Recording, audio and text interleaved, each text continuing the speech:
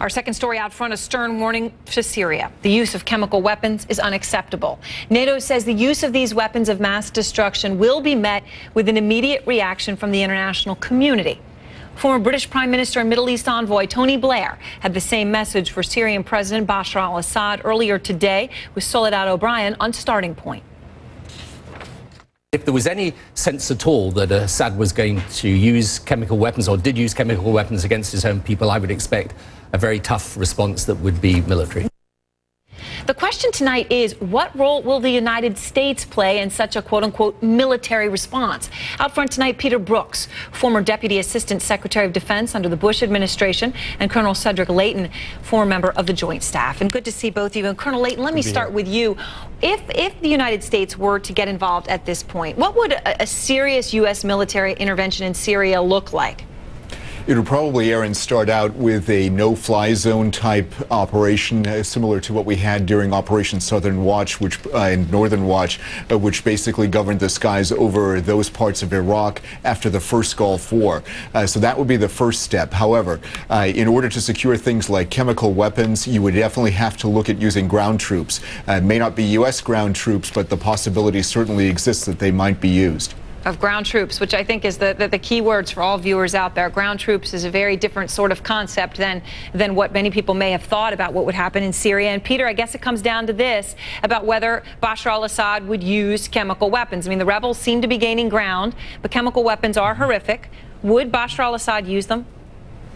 It's a big question. It's an important question. You know, I'm kind of wondering, Erin, whether this was a regime decision, you know, this activity surrounding chemical weapons, or they saw a local commander perhaps doing some things, and the international community wanted to send a message to everybody, including the Assad regime, saying that one of your local commanders may be getting out of line here and may use these weapons. You better crack down on it. So it's not quite clear. The government knows more than we do, but outside it's not quite clear exactly what they were trying to get at here. Obviously stop the use of chemical weapons, but who was going to use them, what their intent was, we still don't know that outside. Right, and certainly I would imagine even how secure they are, given that we now know many of the rebels, or some of the rebels, have links to al-Qaeda or other extremist groups. I mean, there's lots of risks here, Colonel Leighton, and sources familiar with Assad's thinking at least are saying that his mood may be, at this point, look, I'm going to end up being killed anyway. If I try to leave, I'm going to be killed by my own people. And they sort of paint the picture of a very desperate man with nothing to lose. Does that scare you when you start to think about chemical weapons?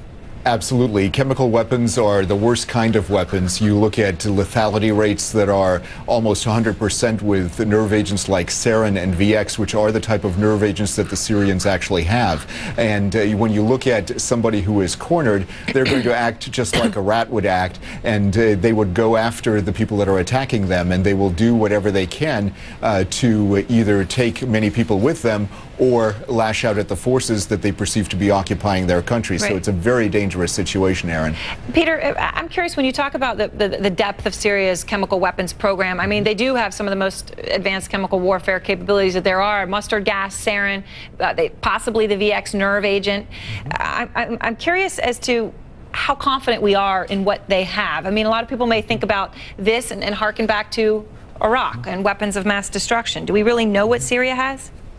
Well, I mean, if you look at Syria, most people consider it to be a chemical weapons superpower. It has the largest chemical weapons arsenal in the Middle East, maybe in the world. I think the level of certainty is pretty high regarding this. And I think there's obviously these signals that are coming out. The intelligence community must feel that they really do have them. Now, once again, Erin, you know, intelligence, we're not omniscient. We work in an imperfect world. We work with imperfect knowledge. But I think the level of certainty is pretty high. And if they're used, you're certainly going to know. Colonel Leighton, the Civil War has gone on for 21 months. We've seen 40,000 people estimated to be killed. Tony Blair used that number today. The United States, it appeared, had learned a lesson from Iraq, from Afghanistan, from Libya, and said, look, we're going to just sit this one out. It's another country's civil war. We're going to sit it out. Do you think intervention would have saved tens of thousands of lives or not?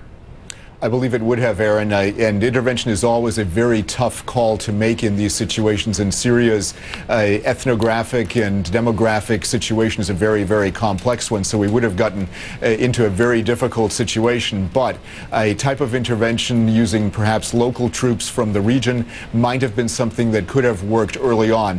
But 40,000 people is 40,000 people too many, and that is a real problem, not only for the people that are affected directly by it, but also for the entire Middle East. Peter, final question to you. Do you think Bashar al-Assad will live through this? That's interesting if you look at Saddam Hussein, if you look at Muammar Gaddafi, but I think he can get out of the country. I think what they really worry about, these guys really worry about, is being, Ceausescu in Romania at the end of the Cold War, being chased down the streets, going before the International Criminal Court, being, like the fellows from former Yugoslavia. So I think that's what really worries them. But I think he definitely can get out of the country, even if he used chemical weapons. But, then it's really an open question. I'm not sure he's going to stay till the bitter end. All right. We'll see, of course, whether the criminal court is in his future or what might happen to him. Thanks very much to both of you. And still